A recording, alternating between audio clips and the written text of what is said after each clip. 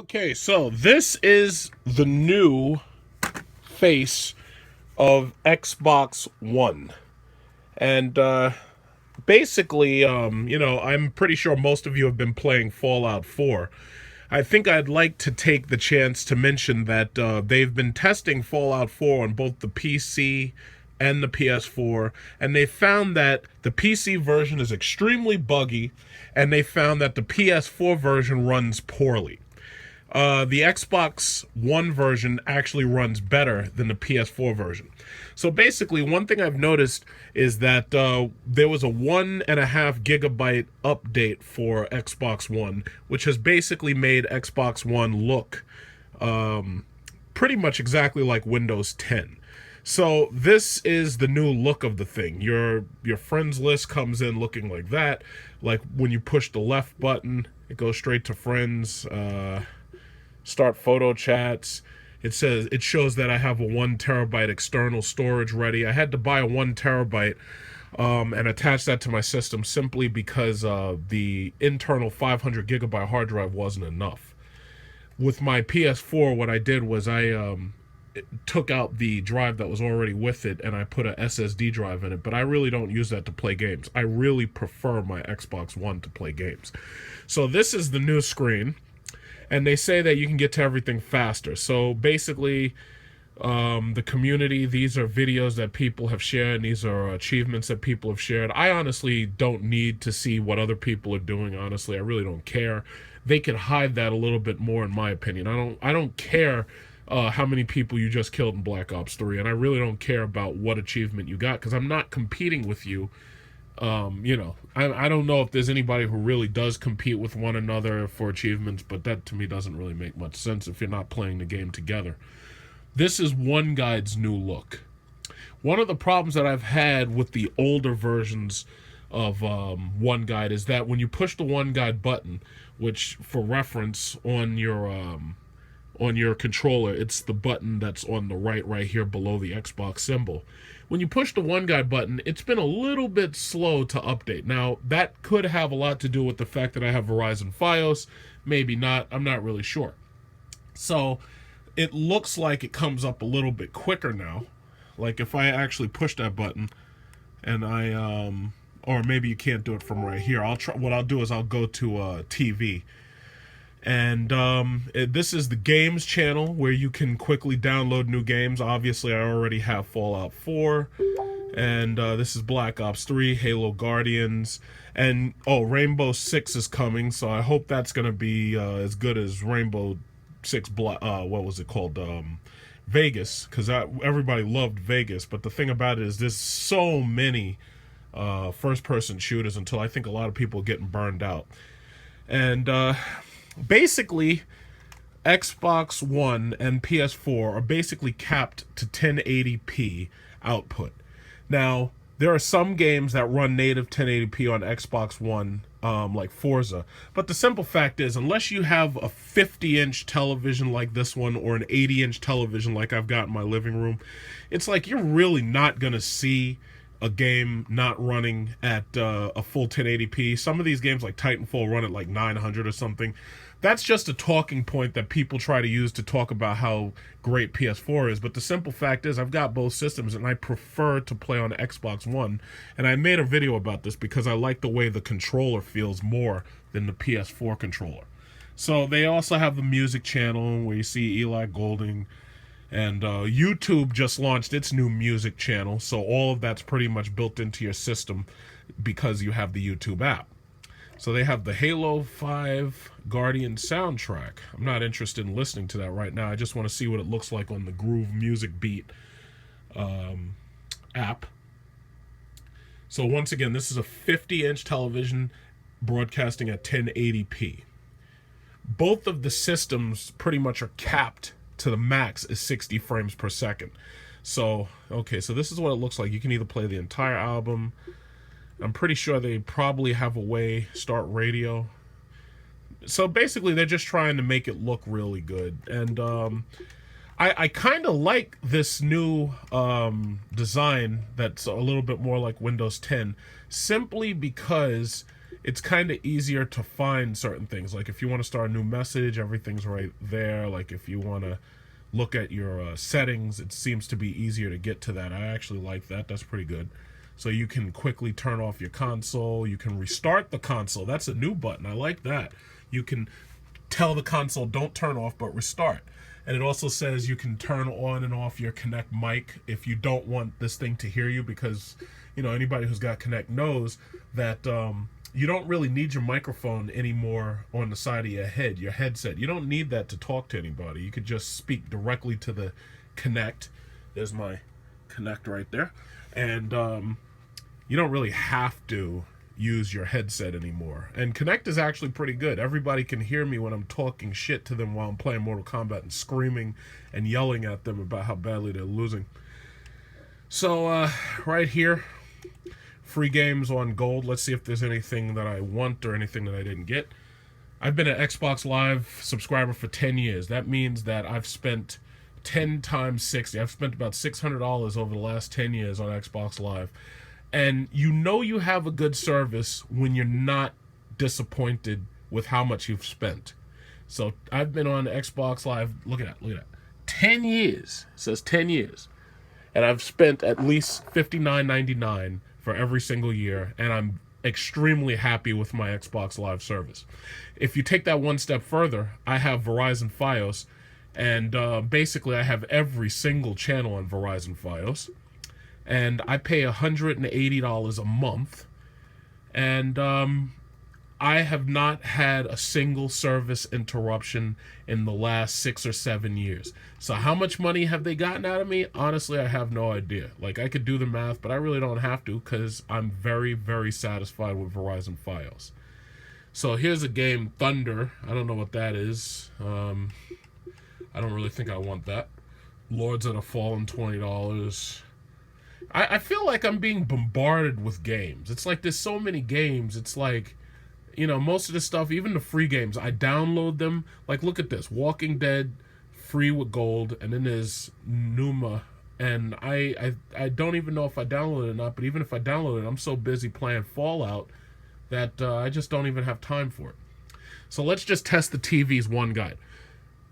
Xbox. Watch HGTV. I like watching HGTV because it gives me new ideas for, home improvement and everything. BIOS is ready. Just go to channel 500. So let's see. Okay, it takes a couple seconds to come up. So, oh, wait. Something. Xbox, watch TV. Okay, there we go. Now, if I touch the button for one guide, okay, it comes up on the side. Live TV, TV listings. Okay, all channels, trending, favorites. So, okay, yeah, this makes a lot more sense. It's easier to get to things. Let's see, movies. One thing I really do wish is I wish digital television, I wish it was easier for this thing to tell you when one of your favorite movies or an upcoming movie that you wanted to watch but isn't free yet. I wish there was a way that it could update and let you know right away that a movie that you wanted to see that isn't free yet tells you the second that it becomes free to watch. Or I wish that there was a way that I can make everything that I have on demand easily accessible through the system. Because as it is, if you use the Verizon Fios remote, you can easily get to all of your movies that you have access to. Like, I have every single movie channel, so that also means that with the apps, I have every single movie channel app. So let's say if I want to say Xbox, go to HBO. It'll go to HBO Go, and then I get to watch my HBO channels. My problem is, I wish there was a way for the on-demand system to not work as an app. I wish there was a way for the on-demand system to basically work right through the actual system itself. Like, I hate the fact that I have to log into the HBO Go app. Like, let's see, what movie's on? And I wish there was a way for me to tell the system what movies I really want to see when they become free for me to watch. Since I have every single movie channel, the problem is the brand new movies that have just come out, you don't have access to watch those for free. Those are still pay-per-view. Like American Sniper got added to HBO quickly because that was like a blockbuster movie.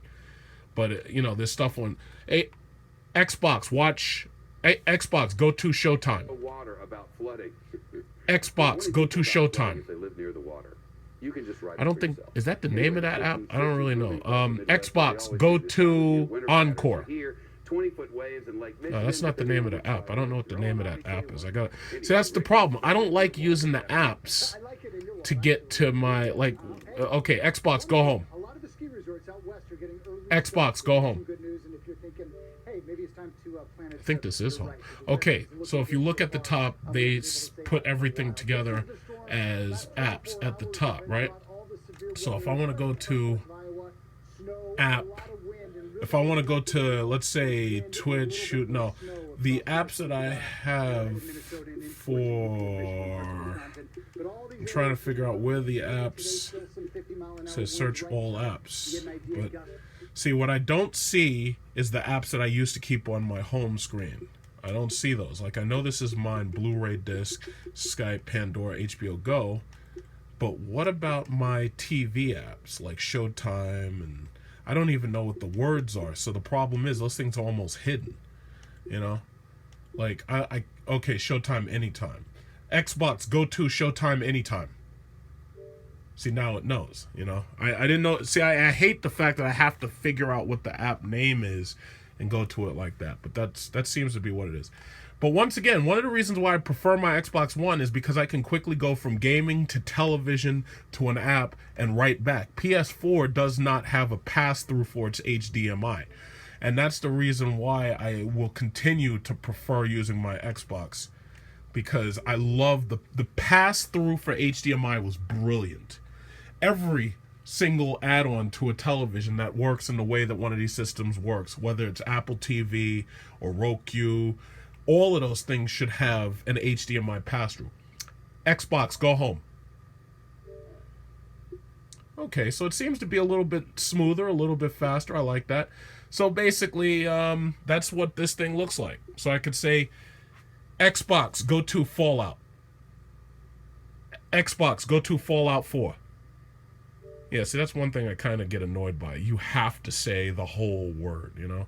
But, you know, it's nothing, it's not a deal breaker. It's not a deal breaker.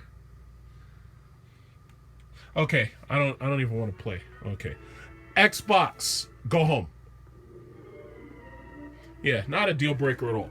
So, what I will say, I have been extraordinarily impressed with Windows 10. Windows 10, I've had maybe 2 glitch shutdowns, probably because of my video card, but nothing that makes me upset like Windows 8 and 8.1.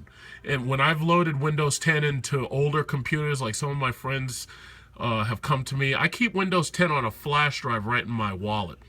And they've come to me and they've asked me, they say, hey, you know, do you have upgrade to fix my computer? I think I have a virus. Usually it's not a virus. The problem is Windows 8 and 8.1 suck horribly. So I just thought you might want to look at this, what is it called? This article that they found from testing. Fallout 4 achieves better performance on Xbox One than PS4. There's very few games that actually run better on PS4 than they do on Xbox One.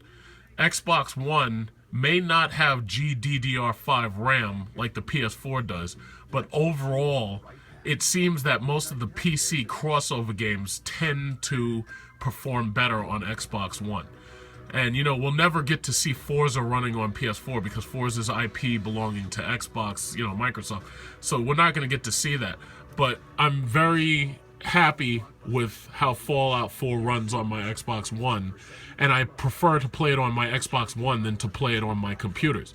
Now, my computer, because this computer is a very good computer that I got. This is a Hewlett-Packard Envy, and I basically, this thing has a Titan X 12 gigabyte with a Core i7, 32 gigabytes of RAM.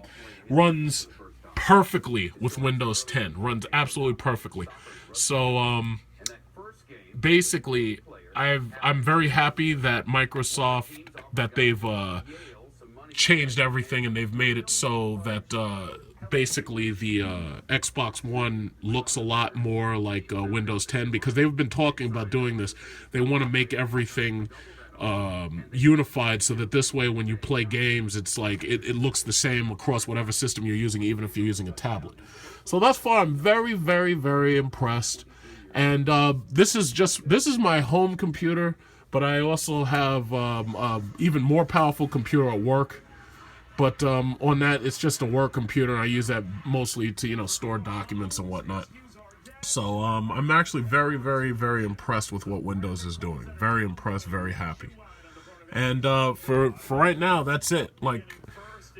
I don't think there's any other games coming out this year that I'm dying to get. I think Fallout 4 is pretty much it. I don't know how your experience has been playing Fallout 4, because in my opinion, this game is very difficult, because ammo seems scarcer than it did in Fallout 3, and on top of that, it's like the enemy's path tracking is ridiculous. They'll stay back and take pot shots at you and make it difficult for you to shoot them back. And unless you're targeting them in VATS, it's very hard to get them, because they run right up to you, even if you're trying to shower them with lead. So overall, that's been my gaming and computing experience. So that's basically it. The internet hate machine is still running perfectly, despite Carly Fiorina and what she did to Hewlett Packard. I'm very, very, very satisfied with my overall Microsoft Xbox One Windows 10 experience.